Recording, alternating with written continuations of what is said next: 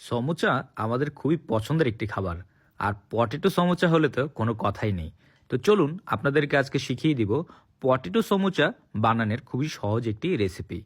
তো প্রথমেই আমরা একটি বাটিতে নিয়ে নিব ময়দা, তার সাথে দিয়ে দিব সামান্য তেল, এরপর দিয়ে দিব লবণ।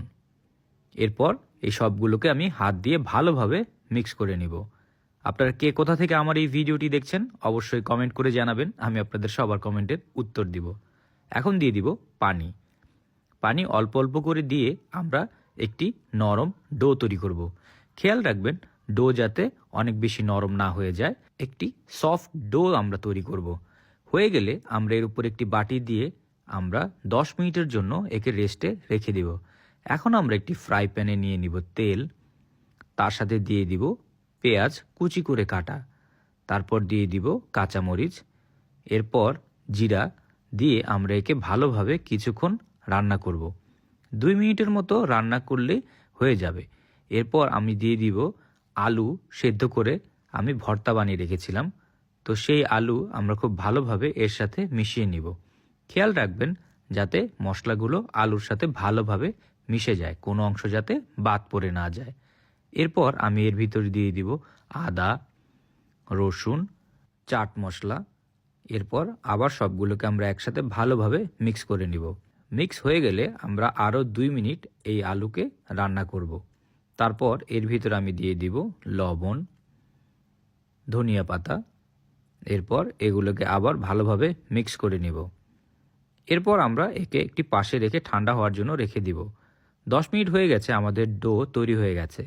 এখন আমরা এই ডোকে দিয়ে আমরা সমুচা বানানো শুরু করব। তো প্রথমে আমরা সমুচার জন্য অল্প একটু ডো নিয়ে একটি কাঠের পাত্রে রেখে আমরা একে বেলুনি দিয়ে রোল করে নিব।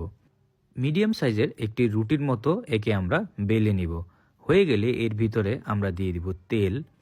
তেল এর গায়ে আমরা ভালোভাবে মেখে নিব। এরপর একে আমরা ফোল্ড করব। হয়ে গেলে আমরা একে আবারও একটু বেলে নিব, তাহলে আমাদের সমুচাটি একটু চারকোনা হবে। তো আস্তে আস্তে বেলতে হবে যাতে রুটি কোনোভাবে ছিঁড়ে না যায়।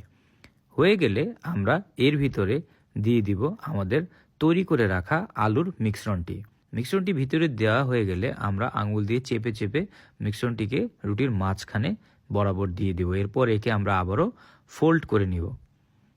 ফোল্ড আমি যেভাবে করছি ঠিক সেইভাবে আপনারা ফোল্ড করে নেবেন। হয়ে গেলে আমরা একে নিয়ে একটু মিডিয়াম গরম তেলের ভিতরে ছেড়ে দিব। তো আমি আগে থেকেই ফ্রাই প্যানে মিডিয়াম গরম তেল করে রেখেছি, এর ভিতরে আমি এই সমুচাগুলো ছেড়ে দিচ্ছি। আস্তে আস্তে করে সবগুলো সমুচা আমি দিয়ে দিব। দিয়ে আমরা এক পাশ কিছুক্ষণ ভেজে নিব। এক পাশ ভাজা হয়ে গেলে তারপর আমরা সবগুলোকে একে একে উল্টে দিব। খেয়াল রাখবেন যাতে কোনো সমুচা বাদ পড়ে না যায়, তাহলে পুড়ে যেতে পারে। সবগুলোকে একসাথে উল্টে দিয়ে আমরা আবারও কিছুক্ষণ ভাজবো। যখন এর রং গোল্ডেন ব্রাউন কালার হয়ে যাবে তখন আমাদের বুঝতে হবে যে আমাদের ভাজা হয়ে গেছে। তখন আমরা এগুলোকে তুলে ফেলবো। তো দেখতেই পাচ্ছেন আমরা ঘরে কত সহজেই আলুর সমুচা মানে পটেটো সমুচা তৈরি করে ফেললাম। এরকম মজার মজার রেসিপি পেতে টোস্টেড বাংলা পেজকে ফলো করবেন।